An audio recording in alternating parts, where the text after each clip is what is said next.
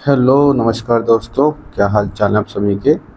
उम्मीद करते हैं आप सभी लोग मस्त होंगे, स्वस्थ होंगे और सीटेट की तैयारी में व्यस्त होंगे। तो आज का जो हमारा जो टॉपिक है वो कोहलबर्ग का नैतिक विकास का सिद्धांत है। इसे कोहलबर्ग मोरल डेवलपमेंट थ्योरी भी कहा जाता है। तो ये बहुत ही इम्पोर्टेंट जो है टॉपिक है। यहाँ से सीटेट में हर बार जो है क्वेश्चन पूछा जाता है और इस बार भी चांस है पूरा कि यहाँ पर भी क्वेश्चन पूछा जाएगा। तो कोहलबर्ग जो है अमेरिका के मनोवैज्ञानिक थे और ये जो जीन पियाजे का जो मोरल डेवलपमेंट की थ्योरी है, जीन पियाजे ने सबसे पहले अगर मोरल डेवलपमेंट थ्योरी थी तो जीन पियाजे ने दी थी। और उसी के सिद्धांत से, जीन पियाजे के सिद्धांत से इंस्पायर्ड होकर के कोहलबर्ग ने अपना नैतिक विकास का सिद्धांत दिया। तो इन्होंने जो है अपने सिद्धांत में मोरलिटी के सिद्धांत में, ये मोरलिटी का सिद्धांत है, मोरल यानी नैतिकता क्या है। ठीक है, अपन लोग स्कूल में पढ़ते हैं नैतिक शिक्षा।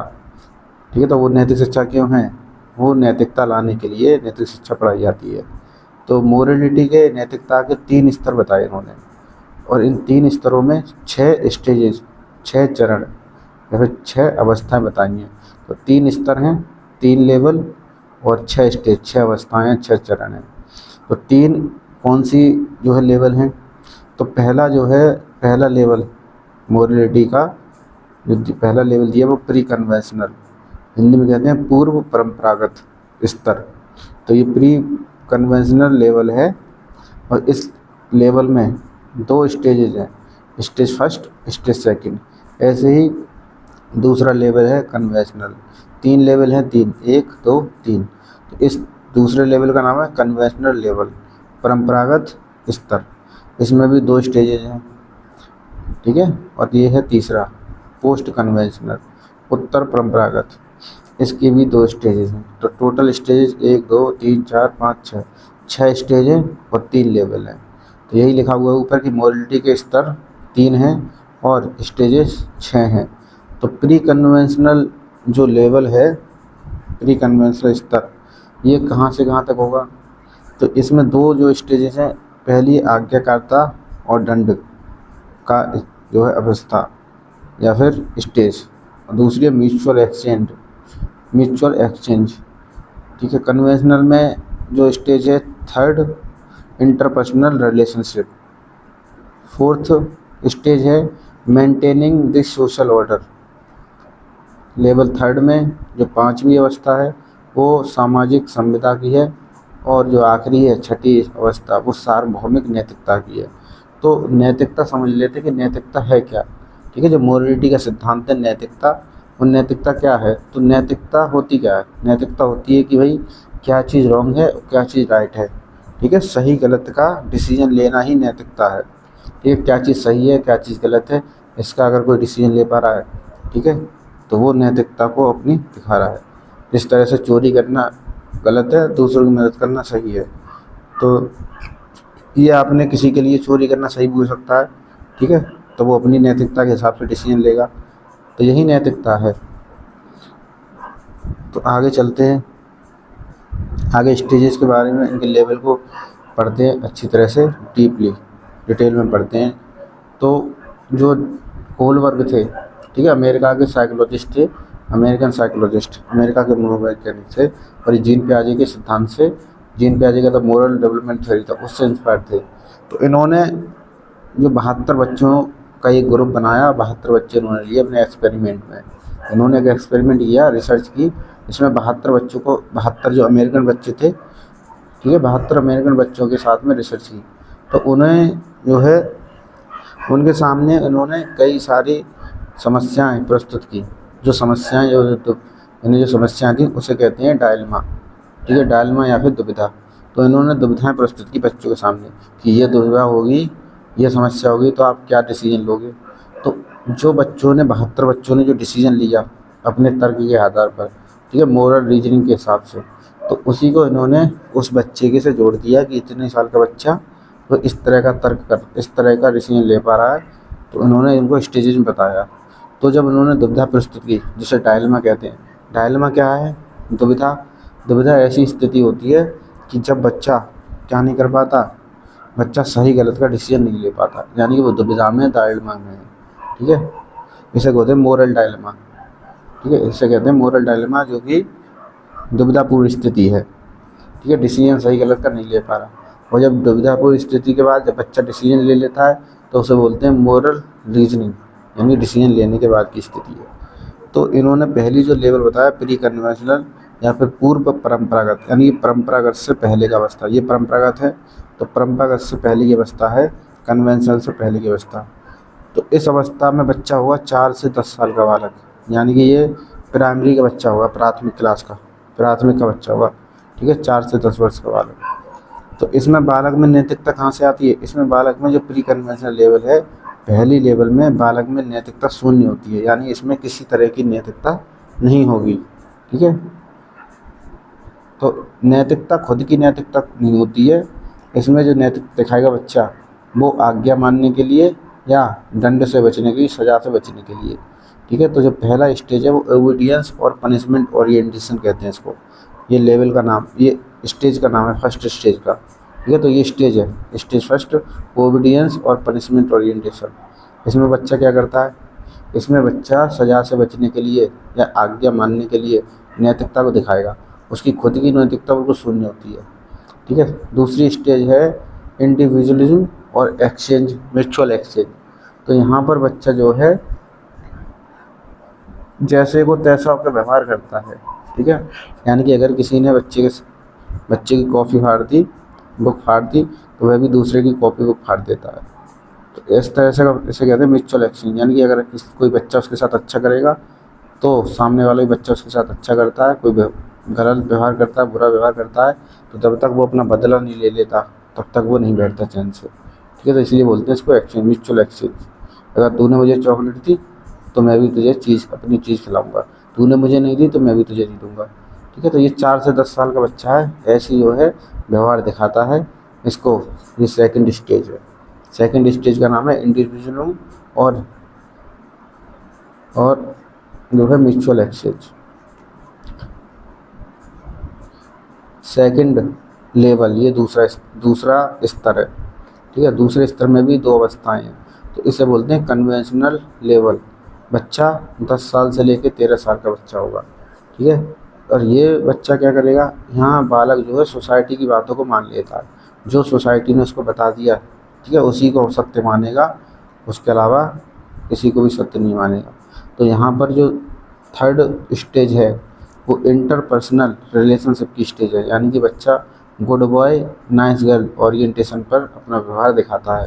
ठीक है, बच्चे को, ठीक है, वो चाहता है बच्चा कि उसको क्या बोला जाए, अच्छा लड़का अच्छी लड़की सुनना चाहता है वो हर किसी से, और इसीलिए वो सोसाइटी की बातें मानता है।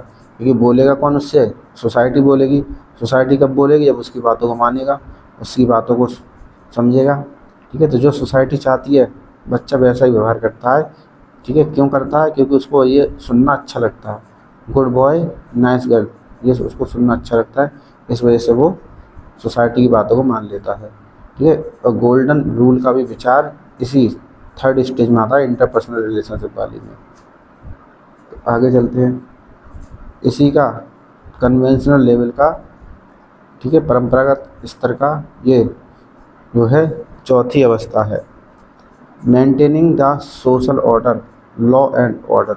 यानी कि सोसाइटी में जितने भी नियम हैं, कायदा कानून है, बच्चा उन सभी को मानता है। ठीक है, किसी भी नियम का उल्लंघन नहीं करता। ठीक है, इसलिए वो सोसाइटी के ऑर्डर को ब्रेक नहीं करेगा। ठीक है, वो कहता है कि रूल्स आर रूल्स, नियम ही नियम है, यानी कि नियम तोड़ना गलत बात है, क्योंकि वो सोशल ऑर्डर को बिगाड़ना नहीं चाहता। सोशल ऑर्डर कैसे बना रहेगा? लॉ एंड ऑर्डर को फॉलो करके। ठीक है, सोसाइटी के द्वारा जितनी भी बातें हैं उन सभी बातों को वो मान करके चलता है। ठीक है, और जो है सोशल ऑर्डर नहीं बिगाड़ता। अब आती है आपकी जो है थर्ड लेवल को कहते हैं पोस्ट कन्वेंशनल लेवल, यानी कि इसे बोलते हैं उत्तर परंपरागत स्तर। इसमें भी 2 स्टेजेज हैं, 5वीं और 6ठी। यहाँ बच्चा कितनी साल का हुआ? यहाँ पर जो बच्चा होगा वो 13 साल के बाद का बालक है। 13 ईयर प्लस 13 साल के बाद जितने बच्चे होंगे वो इस हिसाब की अगर कर पाते हैं व्यवहार, ठीक है, तो उसे बोलेंगे वो पोस्ट कन्वेंशनल लेवल का है कोलबर्ग के हिसाब से। तो इसमें जो 5वीं अवस्था है, 5वीं स्टेज है, वो सोशल कॉन्ट्रैक्ट और इंडिविजुअल राइट्स, यानी कि बच्चा जो है इसमें पोस्ट कन्वेंशनल लेवल में बच्चा सोसाइटी की बातों को भी भूल जाता है, ठीक है। और प्री कन्वेंशनल की बातें जो आपके उसके जो है आसपास के स्कूल के द्वारा, घर वालों के द्वारा, माँ बाप के द्वारा सिखाई जाती हैं, वो भी भूल जाता है। वो किस हिसाब से डिसीजन लेगा, वो अपने खुद के हिसाब से डिसीजन लेता है। जो उसको सही लगेगा वही करेगा, जो गलत है उसके हिसाब से जो गलत है उसको बिल्कुल भी नहीं करेगा, चाहे कुछ भी हो जाए। उसको सही लगता है वो उसी को सही मानेगा।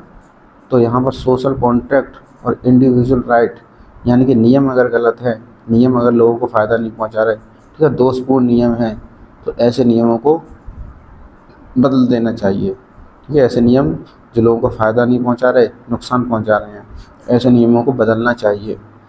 तो ये है सोशल कॉन्ट्रैक्ट, ठीक है। और इंडिविजुअल राइट, यानी कि प्रत्येक के खुद के भी अधिकार हैं, सही है, खुद के अधिकार हैं, तो उसके हिसाब से वो डिसीजन लेगा।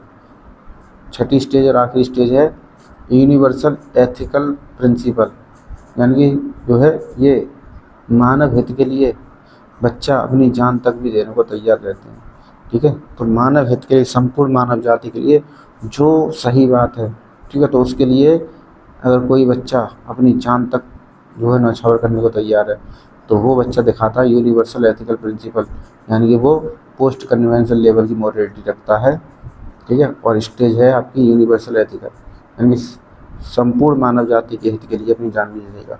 अब कोलबर्गीय सिद्धांत की, ठीक है, आलोचना क्या है, आलोचना की किसने, तो कोलबर्ग का जो नैतिकत्व का सिद्धांत है उसकी आलोचना कैरोल गिलिगन ने की थी, ठीक है। क्या आलोचना की है उन्होंने कहा कि कोलबर्ग ने, ठीक है, जो लॉरेंस कोलबर्ग हैं, उन्होंने अपने एक्सपेरिमेंट में महिलाओं को प्राथमिकता कम दी है, ठीक है। इतनी महिलाएं नहीं है जितने पुरुष थे उनके एक्सपेरिमेंट में, तो लड़के ज़्यादा थे, लड़कियां कम थी, ठीक है। तो इस बात का उन्होंने आलोचना की है, इस बात की जो है उन्होंने उनके सिद्धांत पर आरोप लगाया है कि इसमें सिद्धांत में महिलाओं को कम प्राथमिकता दी है, महिलाएं कम थीं। दूसरी बात, क्यों कहा उन्होंने ऐसा, उन्होंने इसलिए ऐसा कहा क्योंकि पुरुषों की जो नैतिकता का आधार है, पुरुष नैतिकता रखते हैं, वो जस्टिस के आधार पर रखते हैं, ठीक है। उन्हें न्याय की बात अच्छी लगती है, ठीक है। जो चीज़ न्यायपूर्ण होगी वो बात पुरुषों को अच्छी लगती है। महिलाओं की नैतिकता का आधार होता है केयर, देखभाल, ठीक है। तो महिलाओं के हिसाब से जो, ठीक है, देखभाल को ज़्यादा प्राथमिकता देते हैं और पुरुष न्याय को ज़्यादा प्राथमिकता देते हैं। इसलिए उन्होंने कहा कि महिलाओं को उन्होंने कम प्राथमिकता दी है, क्योंकि अगर महिलाएं डिसीजन लेती तो वो देखभाल के हिसाब से, ठीक है, देखभाल को ज़्यादा प्राथमिकता देती हैं। और तीसरी जो है आलोचना, वो मेल फीमेल की मोरल रीजनिंग में कल्चर के डिफरेंस को इम्पोर्टेंस नहीं दी है।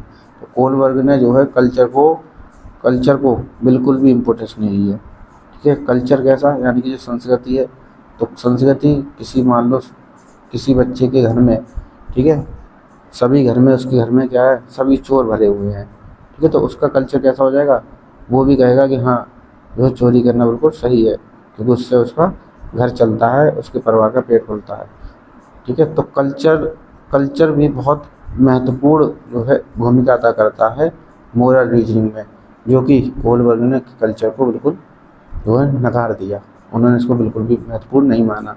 तो ये कोलबर्ग का सिद्धांत था। उम्मीद करते हैं यहाँ से हर एक जो है पॉइंट हमने कवर कर लिया है, कोई पॉइंट हमने नहीं छोड़ा है, और यहाँ से कोई भी क्वेश्चन आएगा वो आपका नहीं छूटेगा, 100% गारंटी है, ठीक है। तो अगर कोई चीज़ नहीं समझ में आती है तो कमेंट कर सकते हैं और वीडियो को दोबारा देख करके दोबारा समझ सकते हैं। तो तब तक के लिए जय हिंद, जय भारत, वंदे मातरम।